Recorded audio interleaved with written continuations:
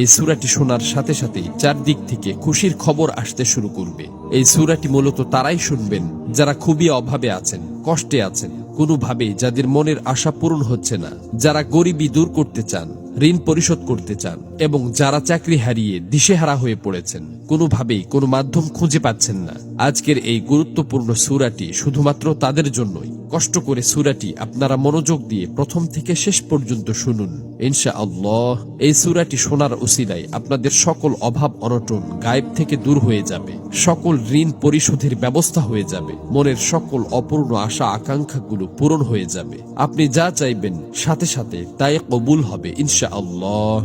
প্রিয় বন্ধুরা, আল্লাহ পাক চাইলে সবকিছুই সম্ভব। এজন্য আল্লাহ তাআলার কোরআন মাজিদের সর্বশ্রেষ্ঠ এই সূরাটি শুনতে শুনতে আপনার মনের সকল নিয়ত, মনোবাসনা ও জীবনের সকল চাওয়াগুলো আল্লাহ তাআলার কাছে মনে মনে দোয়ার মাধ্যমে তুলে ধরবেন। আল্লাহ চান তো মুহূর্তেই আপনার জীবনটা পরিবর্তন হয়ে যাবে।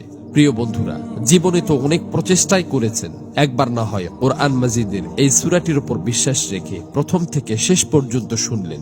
এই সূরাটি শোনার পর আপনি নিজেই বাধ্য হবেন আমার জন্য দোয়া করতে। এই সূরাটি এখন পর্যন্ত লক্ষ লক্ষ কোটি কোটি মানুষ শুনেছে এবং সকলের ভাগ্য অলৌকিকভাবে পরিবর্তন হয়ে গেছে। আমার কথা বিশ্বাস হচ্ছে না? তাহলে সূরাটি একবার শুনেই দেখুন। এই সূরাটি মূলত কোরআন মাজিদের অন্যতম গুরুত্বপূর্ণ ও পাওয়ারফুল একটি সূরা। সূরাটি এ পর্যন্ত যতজন শুনেছে ততজনের সকল নিয়ত আল্লাহ তাআলা পূরণ করে দিয়েছেন। মনের ইচ্ছা পূরণের জন্য এই সূরাটি সর্বশ্রেষ্ঠ সূরা। আমি শুধু মুখেই বলছি না, সূরাটি শোনার পর আপনারা নিজেরাই প্রমাণ দেখতে পাবেন।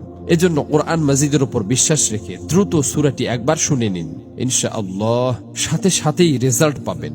মহান আল্লাহর কাছে দোয়া করি, হে আল্লাহ, যারা যে নিয়তে যে উদ্দেশ্যে এই সূরাটি সম্পূর্ণ শুনেছে এবং শুনবে, আপনি তাদের জীবনের সকল উদ্দেশ্য এবং মনের সকল আশা আকাঙ্ক্ষা গায়েব থেকে পূরণ করে দিন। আমিন। কমেন্ট বক্সে আপনিও আমিন লিখে উন্মুক্ত দোয়ায় শরীক থাকুন, কেননা কে জানে যে কার মুখ থেকে বলা আমিন কখন কবুল হয়ে যায়। তো চলুন সূরাটি শুনে নেওয়া যাক। أعوذ بالله من الشيطان الرجيم. بسم الله الرحمن الرحيم. يا أيها الذين آمنوا أوفوا بالعقود. أحلت لكم بهيمة الأنعام إلا ما يتلى عليكم غير محل الصيد وأنتم حرم. إن الله يحكم ما يريد.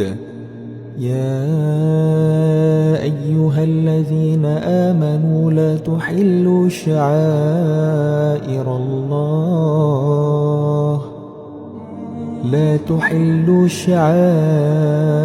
الله ولا الشهر الحرام ولا الهدي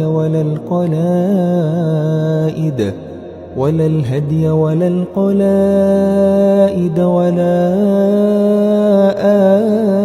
آمين البيت الحرام يبتغون فضلا من ربهم ورضوانا. وإذا حللتم فاصطادوا ولا يجرمنكم شنآن قوم أن صدوكم عن المسجد الحرام أن تعتدوا